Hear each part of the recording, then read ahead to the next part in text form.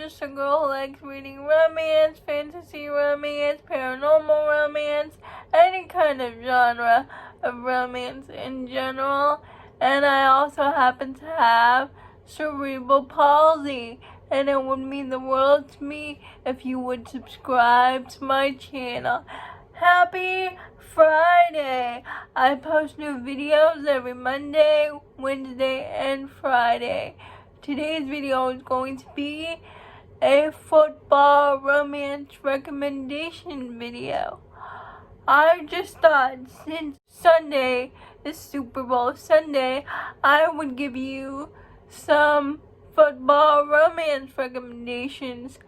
I did this video last year on the same day previously, so I'll link that video down below in the description so you can get more football romance recommendations. Also, Melissa from Book Bar also has a football recommendation video, so I'll leave Melissa's channel linked down below in the description so you can get more football romance recs. The Wall of Winnipeg and Me. I put this book on my recommendation video from last year, but I reread The Wall of Winnipeg and Me by Mariana Zapata, and I realized how much I loved it. The Wall of Winnipeg and Me is about Aiden, who's Canadian, but he plays football in Texas. His secretary, Vanessa, quits because she wants to pursue her own dreams, and she feels underappreciated because Aiden is very grumpy. Aiden, it turns out that his visa is expiring, his work visa, and he needs to marry someone.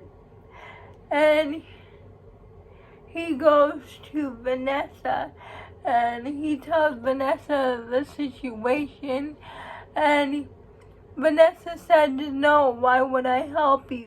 But then he offers to pay her student loan debt, and she was like, okay. And it's their romance, and I just loved it. And when Aiden finds out that Vanessa's family has not been so nice to her, like her brother-in-law and her sister, he tells the brother-in-law straight up, "You touch my wife again, and that will be the last thing you do." The Canary Cowards by Jesse Hall. It's about, the hero's name is Lake, and I can't remember the hero's name. Lake is a football player, and he gets injured, and he wants to get back on the team as soon as possible, so he wants the best physical therapist, and the best physical therapist turns out to be our heroine. Lake and the heroine get off on the wrong foot, but she agrees to help him because she needs the money to take care of her older brother who has autism. And through their interactions with physical therapy and actually meeting the heroine's brother, Lake finds out his perception of the heroine turns out to be false, and they start liking each other. But Lake is the heroine's client, and she refuses to cross that line, but Lake pursues her. And my favorite character in this book is the heroine's older brother, and I just really loved it. It was really emotional, something really different from Jesse Hall. It got me all it got me all up in my feels. So if you're looking for an emotional football romance, look no further than The Canary Cowards. On the Shore by Laura Pavlov, we follow Lincoln, and I also forgot the heroine's name. Lincoln is a football player and the heroine is a sports reporter. They get off on the wrong foot because the heroine follows Lincoln in the men's bathroom and they get into an argument and Lincoln leaves. It turns out after he leaves, he gets the heroine fired, and there was all this media publicity that Lincoln doesn't want. So his manager gives him his rental house in Cottonwood Cove. He meets the heroine at a coffee shop.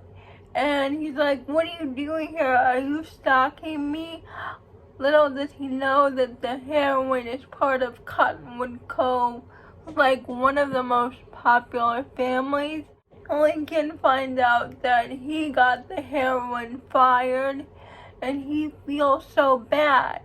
So he offers her an exclusive to write an article about which football team he's going to transfer to.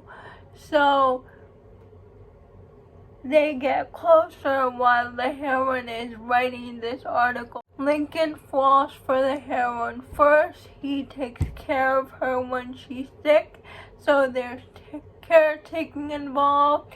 And I loved how Lincoln was accepted into the family by the heroine's family. Coach by Devaney Perry.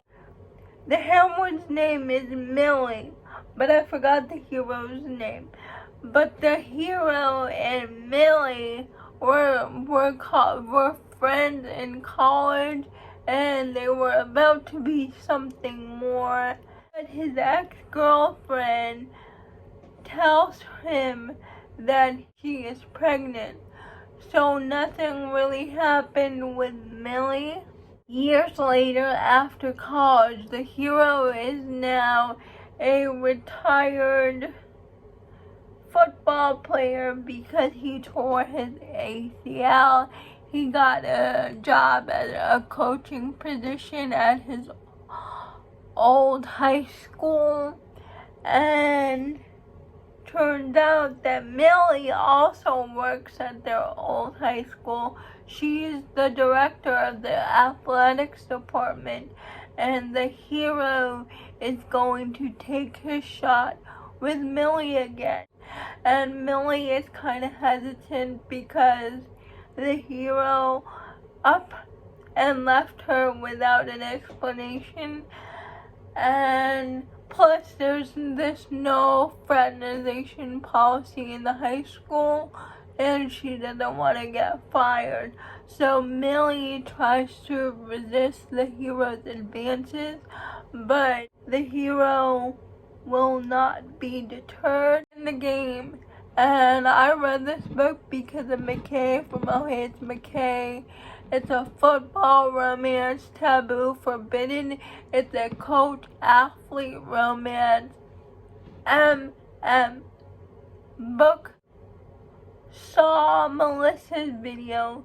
She talked about Enemies by Tejan, and it was like, she said it was former best friends to enemies, second chance, and a football romance, and that's all I needed to know. The way she talked about it sounded so good, so I added it to my TBR. Those are all the recommendations I have for you today. Please let me know if you have read any of these books. I would love to know. And if you want more recommendations for football romances, please click the link on my previous video, link down below in the description.